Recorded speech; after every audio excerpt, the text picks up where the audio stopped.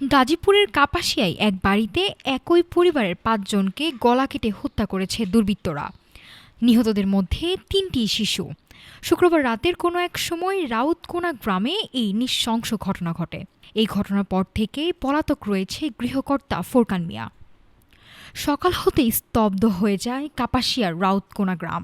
একটি ভাড়া বাড়ি থেকে উদ্ধার হয় একই পরিবারের ৫ জনের নিথর দেহ।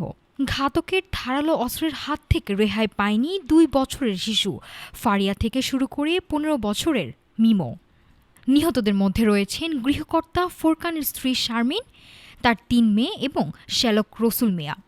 পুলিশ বলছে ঘরের মেঝেতে পড়েছিল ৩ শিশুর লাশ। খাটের ওপরে ছিল শ্যালকের মরদেহ।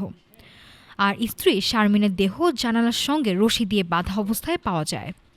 খবর পেয়ে দ্রুত ঘটনাস্থলে পৌঁছায় কাপাসিয়া থানা পুলিশ ও সিআইডি। পুরো এলাকা ঘিরে ফেলে শুরু হয় তথ্য সংগ্রহের কাজ। তবে ঘটনার পর থেকে রহস্যজনকভাবে উধাও পেশায় গাড়ি চালক ফোরকান মিয়া। প্রবাসী মনির হোসেনের এই বাড়িতে গত ১ বছর ধরে ভাড়া থাকছিল ফোরকানের পরিবার। স্থানীয়দের ভাষ্য, ফোরকান ও তার স্ত্রীর মধ্যে প্রায় ঝগড়া হতো।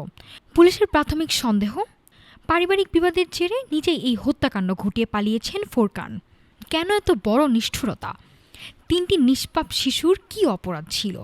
এমন প্রশ্নে এখন ভারী হয়ে উঠেছে কাপাসিয়ার আকাশ। পুলিশ বলছে ময়নাতদন্তের পর হত্যার প্রকৃত কারণ এবং নেপথ্যে অন্য কেউ আছে কিনা তা পরিষ্কার হবে। নাফিস সামিয়া, ঢাকা টুডে।